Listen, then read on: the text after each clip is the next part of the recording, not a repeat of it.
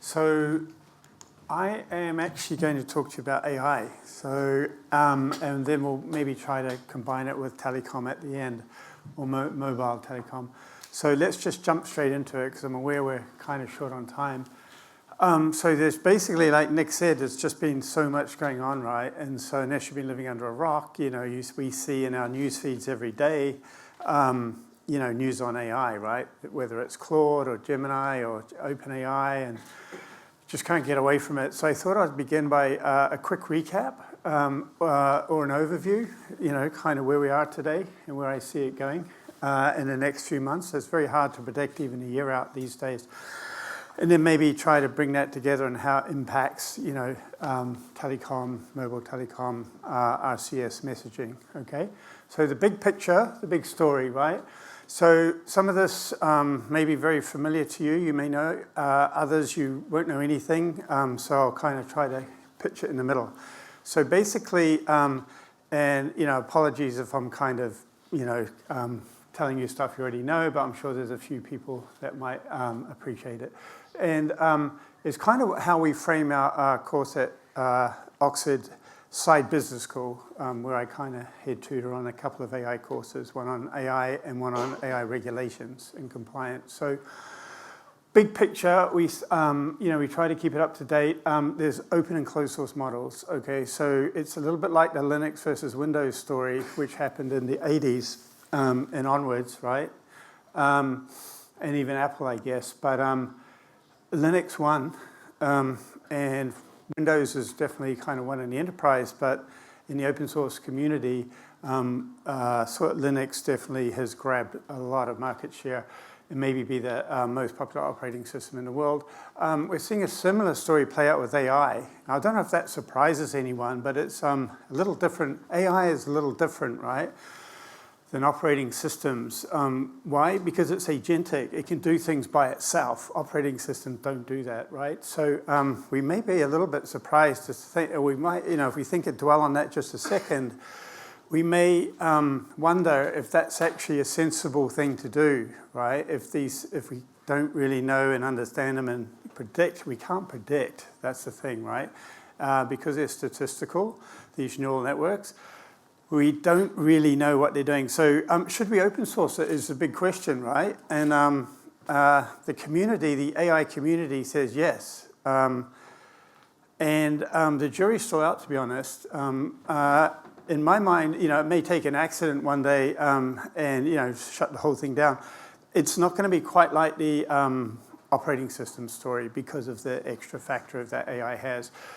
But it's super interesting, and this is the world we live in today. In the open source models, I'm sure we've all heard of Llama 4 from Meta, 5.4 is Microsoft, Mistral, spin out from DeepMind, based in Paris. And then we've got the closed source, the usual suspects. We've got OpenAI, Google, Gemini, and Anthropic Claude, and now Google's done an open source model as well. OpenAI say they're going to do an open source, and Anthropic is still to make that announcement. So basically, we're moving into an open source world with AI. And that's really great if we want speed and acceleration, because that means the whole, everyone in the world, everyone with a laptop can, contribute, and it's not behind closed walls like OpenAI.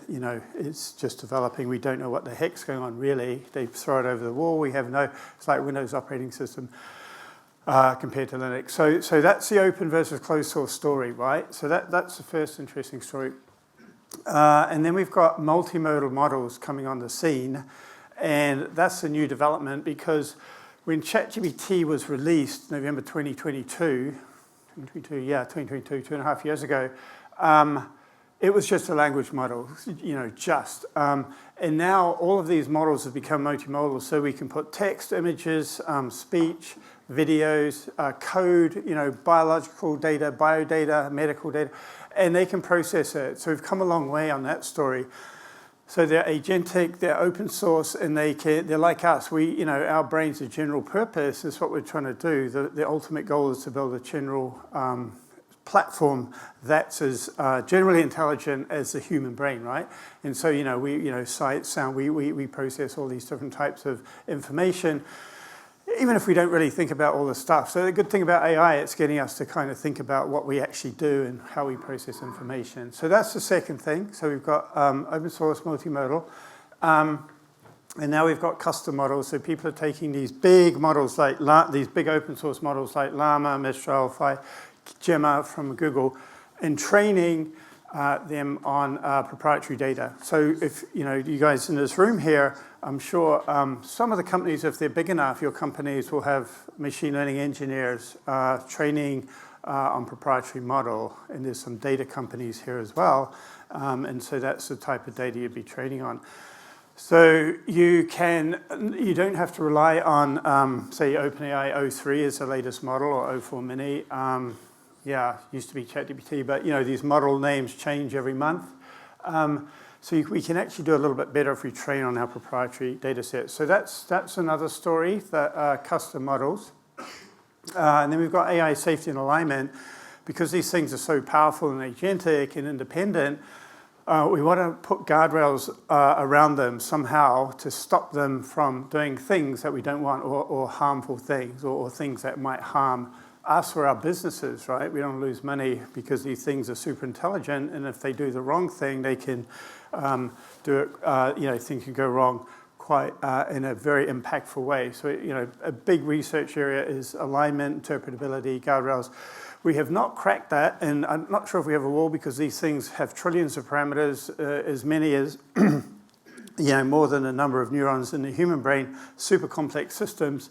And, but yeah, we have to do as good as we can. The whole thing I'm trying to give you here is that it's very much a field under development, even though these models are super amazing already, and I'm sure if you've tried them, you'll know what I'm talking about. Let's see.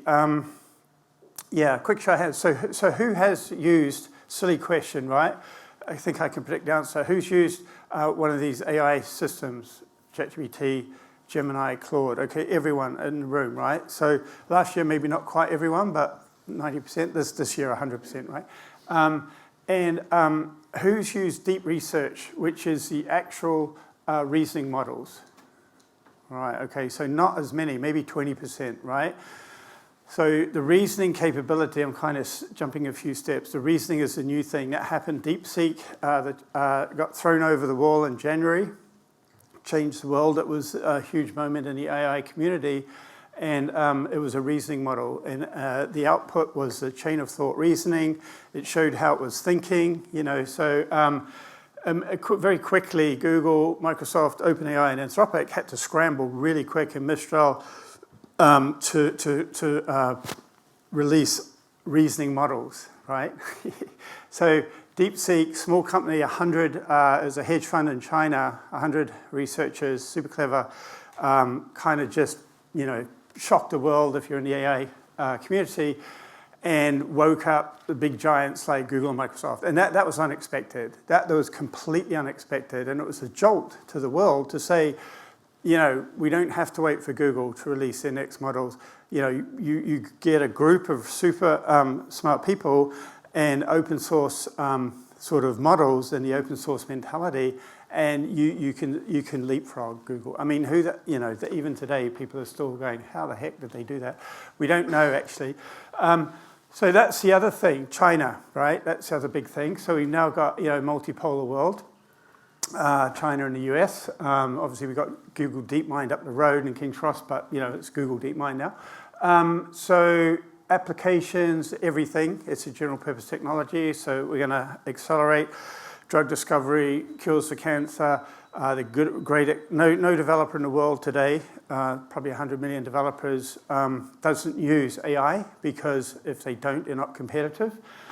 So code generation, by the end of the year, Jeff Dean at Google says we might not even need junior developers, right? So the technological unemployment is another story, content creation.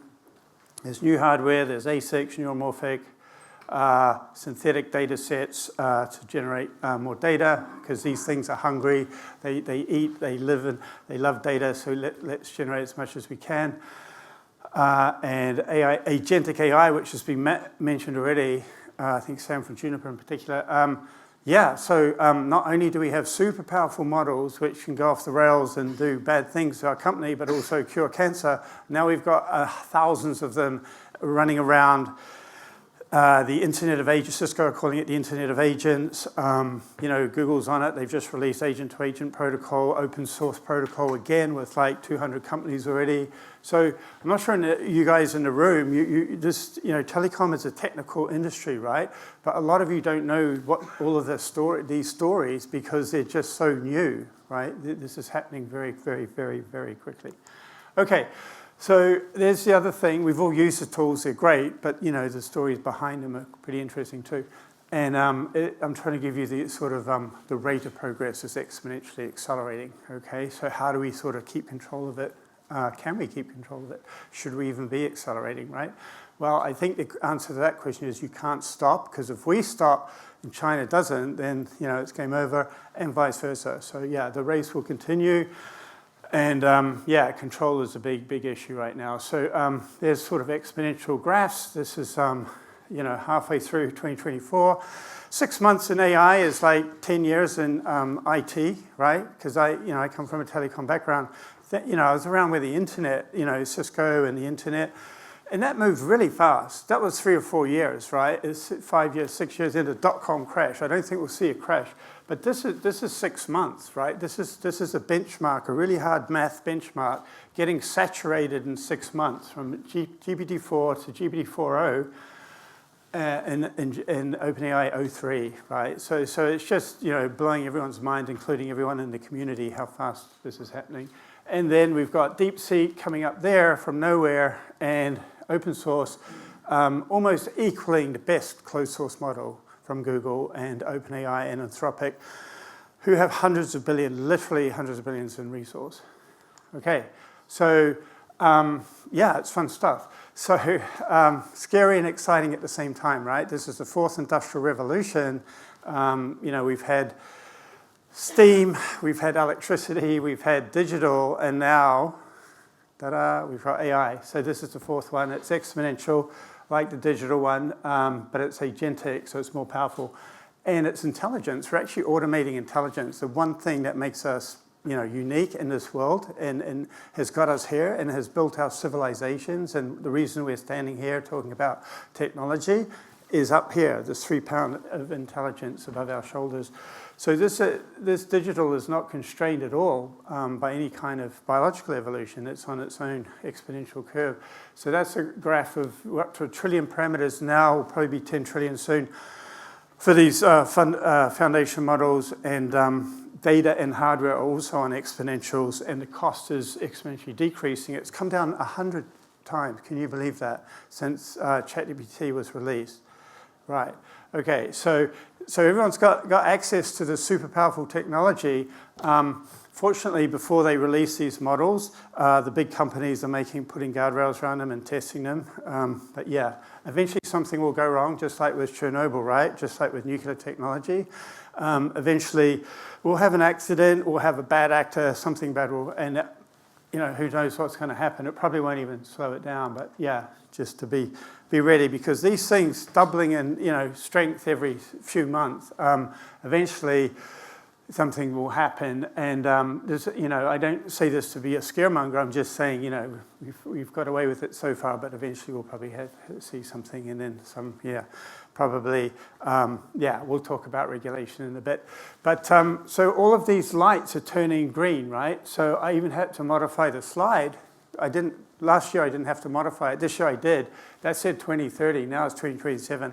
So basically, these generative AI models can do y-axis text, code, images, video, and y-axis is time. X-axis is time. So again, that's just to show it's happening very fast. So how concerned should we be, right? Well, I probably scared you all to death, but these guys up here, the godfathers of AI, Turing Award winners, Nobel Prize winners, been in the industry for 40 years, Jeff Hinton, probably know the name, Yann LeCun at Meta, and Yoshua Bengio at Montreal. They have their opposite sides of the spectrum. So Yoshua Bengio is saying, no, we have to stop now. And some of you are probably taking that from what I've been talking about. If we don't really understand it, we're open sourcing it.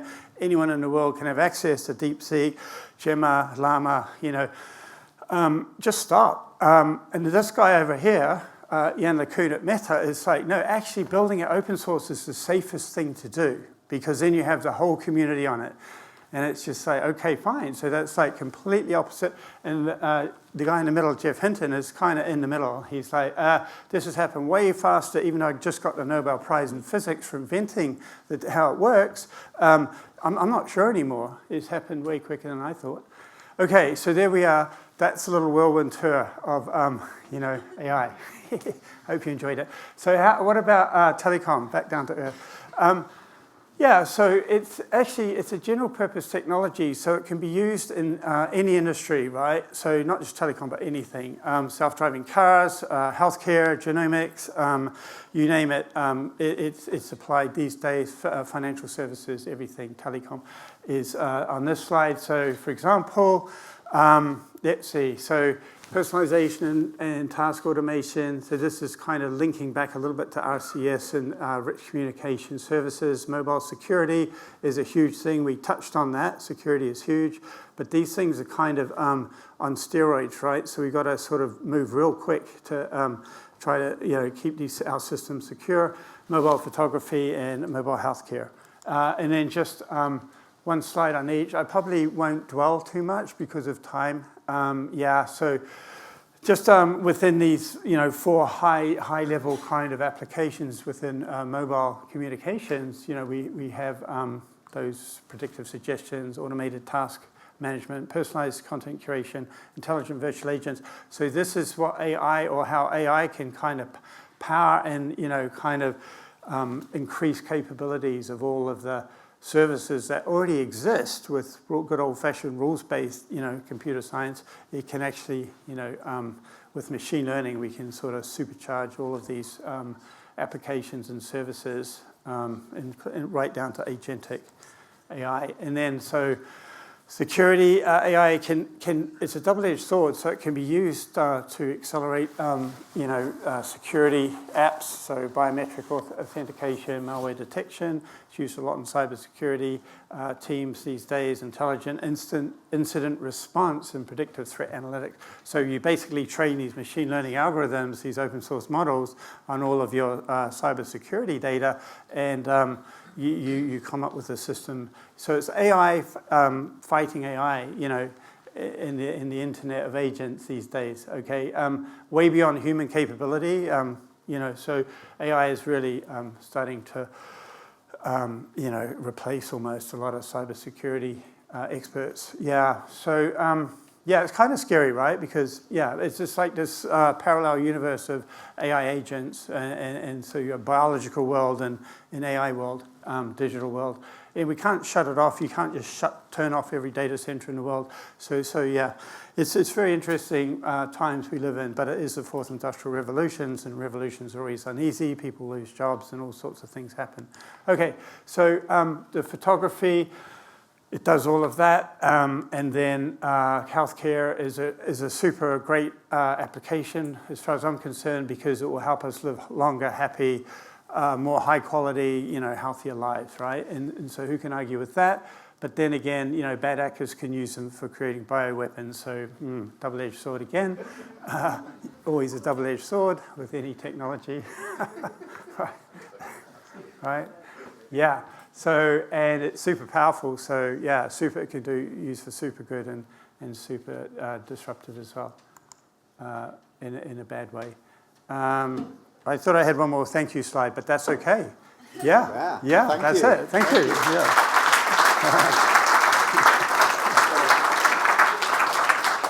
So thank you, Peter. Can we have any questions, or are there any questions from the floor? Everybody's scared to ask. Yeah, I know. You put There's a brave lady, yeah. Well done. Hello, Wakana from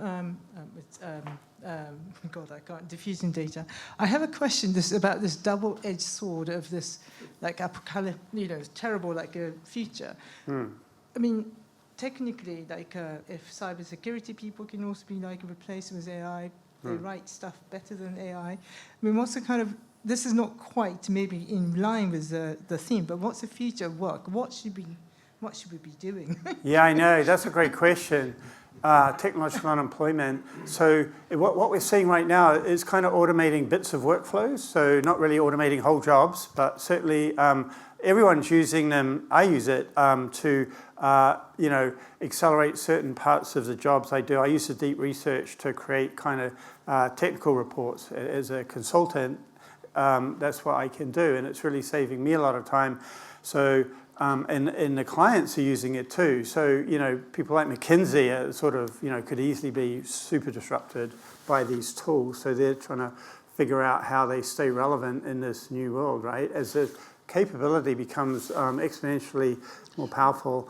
So no one leaves unscathed. So, okay, so let's just go a bit wild. So in 5 years' time, when these models are 100 times more powerful and 100 times more cheaper, they'll be able to automate whole work, whole jobs, basically. In not even 5 years, maybe 1 or 2 years, okay? So what do we do then? Well, then people start to think about a basic income, universal basic income, but certainly government has to stay on top of this because it's their job to, the economy, the national economy is, ultimately it's a, and so, but we all have a voice here, and so we should all sort of start to educate ourselves and, not be afraid to ask questions and talk and, form groups and all that kind of stuff, because it is a transformative, the Industrial Revolution, the Luddites, the guy, what's the name, the Lud, whatever his name is, smashing up the mills, right? Because they took jobs and they, didn't know how they were going to feed their family. So it's similar, but it's going to happen, probably 10 times quicker, maybe more, and it's going to be 10 times more impactful. So this is, we haven't really been here. We've got history a little bit to borrow from, but it has its own character, and it's definitely going to happen much quicker than a lot of people think. Yeah, hi, it's Dave from Infobip. Just a question around the generation of using AI to generate the data on which the AI is then learning. How's that managed, and is there a risk that kind of almost reinforces, doubles down on some of those inherent biases in the data, original source data? Yeah, that's a great question. So synthetic data is the question. So basically what we do when we generate synthetic data, we don't just kind of scrape the internet and generate what we scrape. We clean it, and we only we use high quality part of the internet to generate synthetic data from that. So we look at that distribution and generate maybe. So I'll give you a concrete example with Google Waymo self-driving cars. They're the only self-driving car on the road that's doesn't have a driver in the front seat, and that still kind of blows my mind a little bit. People driving around LA, San Francisco, Phoenix, millions and millions of miles without an accident, right? And so they basically drove their cars probably about 1 million miles around US highways, especially in California, and collected all the data, accidents, everything, and they use that data to then generate 1,000 times more synthetic data to train their big models, like Gemini, right? It's the same models that they commercialize, the same structure. And they just, because they could generate the synthetic data, they didn't have to wait 1,000 years. So, yeah. Data is a super important story because data is what's used to train these neural networks, just like we're trained on data, right? So if it's garbage in, garbage out, if it's just low quality data, it won't work. So yeah, it has to be high quality data to generate the synthetic data, but yeah. Okay. Any other questions? Yep. Yeah. Wait.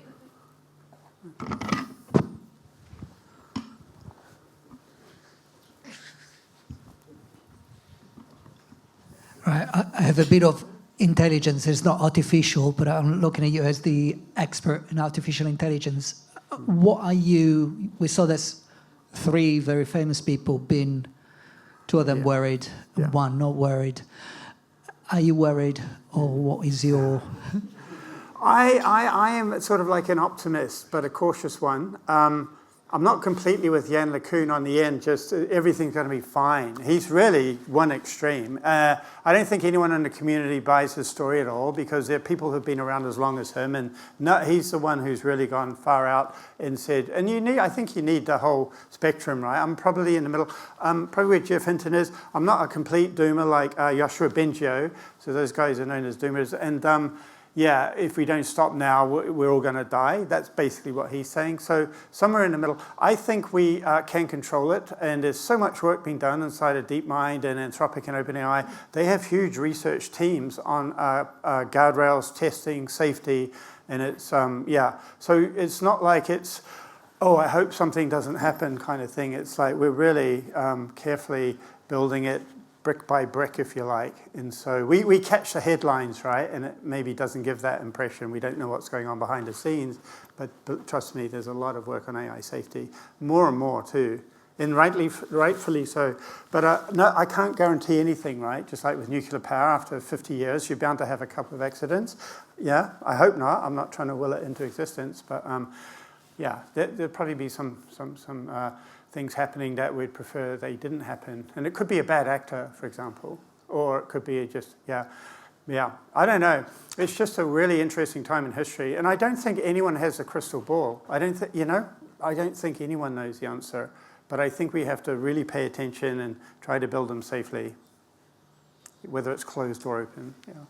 One of the things you said to me, Peter, when we many of our chats about this, and sticks with me, that I think it's kind of the next few generations underneath us that are really going to see this. So, you know, in terms of the way that we work, it's kind of still we have a 9 to 5 typically. Yeah. All of that goes out the window once AI kind of really gets a grip. It will do most of the tasks that we already do. Eventually. Bit by bit. And I think the other thing that sticks with me, and I'm afraid I'm probably too old for that, but you said for me to find the nicest island in the world, and just get a really good seat and put my feet up again. Bucket and spade. Yeah, and that sounds pretty cool. It's climate change. It's going to be warm here anyway. Maybe our children's children, but... Well, not even children's children. Certainly our children. Yeah. I mean, this stuff won't take 20 years. I mean, 5 years. So, I mean, should children even, school leavers even bother going to university, which takes 3 or 4 years, in 4 years' time, these tools will be way more smarter than what they'll ever be. So already, all the junior developer jobs have pretty much been done by these tools. So we've kind of got the issue of, well, who are we training if we're not bringing in people? Well, the solution is kind of, well, these tools will just gradually move up the stack, right? And eventually there'll be senior developers, probably in a matter of years. And so, the children are the ones who need the beach, I think, more than us. Yeah. Well, that's evolution, right? Yeah, it is. It's very interesting. So what can we do with it? I mean, hopefully we'll cure diseases much quicker. We'll accelerate the scientific process. And there's a lot. There's a lot that could go right as long as we take care of the stuff that could go wrong. Right. So you're sticking around, right, Peter? Yeah, I'll be around for maybe a little while, but I have to shoot eventually. So Peter will join us for a drink or two. I will. Half an hour. Get back to building LLMs. I know. But thank you, Peter. That's an honour for you to be here again. Thank you.